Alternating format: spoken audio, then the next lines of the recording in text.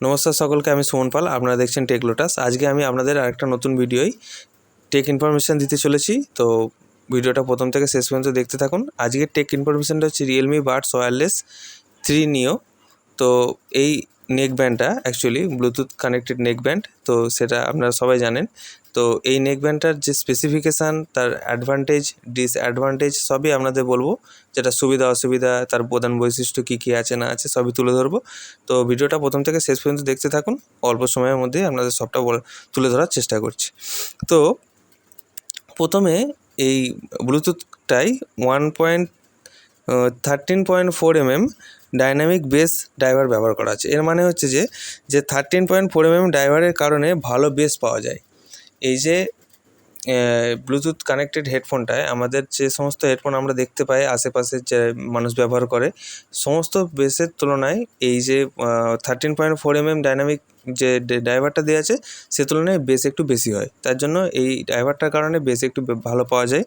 তারপরে তো হচ্ছে ব্লুটুথ ভার্সান 5.4 দেওয়া আছে। আমরা দেখি অন্যান্য যে সমস্ত আরও এর থেকে নিচু যে সমস্ত নেক ব্যান্ডগুলো আছে সেক্ষেত্রে 5.3, 5.2 তার তুলনায় এগুলো হচ্ছে 5.4, যেটা আপনার সুবিধা হচ্ছে যে তাড়াতাড়ি কানেক্ট হবে এবং স্থিতিশীল, মানে অল্প কানেক্টেড বা মাঝখানে কিছু থাকলে যে এর 13 মিটার ডিস্টেন্স প্রোভাইড করবে, তার মাঝখানে কিছু থাকলে সেটার জন্য আপনার গান বা কিছু কোনো ডিস্টার্ব আসবে না শুনতে, বা কোনো কাটা কাটা ভাব থাকবে না। এরপর হচ্ছে অডিও কোড SBC ও AAC ব্যবহৃত করা আছে। ব্যাটারি ব্যাকআপ সর্বোচ্চ 32 ঘন্টা, মানে আপনি একবার চার্জ দিলে, একবার ব্যাটারি ব্যাকআপ ফুল করে নিলে আপনি মিনিমাম 32 ঘন্টা প্লেব্যাক পাবেন। এরপর হচ্ছে যে ফাস্ট চার্জিং আছে, মানে হচ্ছে কয়েক মিনিটের মধ্যে আপনি চার্জ করে ফেলতে পারবেন। তারপরে তো আপনি 32 ঘন্টা ব্যাটারি ব্যাকআপ পাচ্ছেন। তারও বেশি হয়ে যায়। দেখুন, সবসময় তো নেক ব্যান্ড ব্যবহার করা সম্ভব হয় না। ট্রেনে বাসে গেলেও কোনো সময় বেশি ব্যবহার হয়, কোনো সময় কম হয়। তো ঘরে আপনি 32 আওয়ার্সের বেশি হয়ে যায়, কোনো ক্ষেত্রে কম হয়। তো বেশি ব্যবহার করলে তো একটু কম হবেই।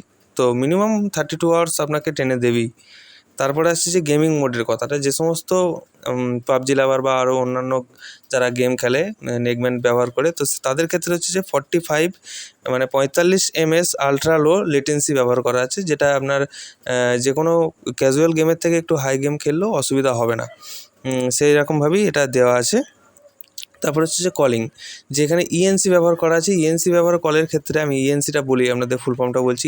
Environmental noise cancellation. অ্যাকচুয়ালি হচ্ছে আপনার কলের সময় যখন রাস্তাঘাটে ফোন আসে, কোনো বাসে ফাসে ট্রেনে ট্রাভেল করলেন, সেক্ষেত্রে ফোন আসলে কী হবে যে আশেপাশে নয়েজ, কোনো আওয়াজ, বাসের হর্ন, ট্রেনের হর্ন ক্ষেত্রে বহুত অসুবিধা হয়। সেক্ষেত্রে এই যে বাইরের আওয়াজগুলো নয়েজ ক্যান্সেলেশন যে এনভায়রনমেন্টাল, সেদিক থেকে অনেকটা কম নয়েজ আসবে, অনেকটাই কম নয়েজ আসবে। এবং হচ্ছে যে ওয়াটার ও ডাস্ট রেসিস্ট্যান্ট। এখানে যে আমাদের ঘাম, জলের ছিটা, বৃষ্টি, এখন বর্ষা বা শীতের কুয়াশা, তারপর হচ্ছে যে ঘাম, এই সমস্ত ক্ষেত্রে IP55 ওয়াটার রেসিস্ট্যান্ট বা ওয়েদার রেসিস্ট্যান্ট দেওয়া আছে। এবং এর ওজন হচ্ছে 35 গ্রাম। 35 গ্রাম ওজন কিছুই নয় গলায়। তো ব্যবহার করতে করতে কিছুই মনে হবে না। তারপর হচ্ছে যে রিয়েলমি লিঙ্ক অ্যাপ সাপোর্ট করে, মানে হচ্ছে যে আপনি যে নেক ব্যান্ডটা কানেক্ট করবেন রিয়েলমি লিঙ্ক অ্যাপের মাধ্যমে, যে রিয়েলমি লিঙ্ক অ্যাপের মাধ্যমে আপনি এর কিছু সেটিং কাস্টমাইজ করতে পারবেন।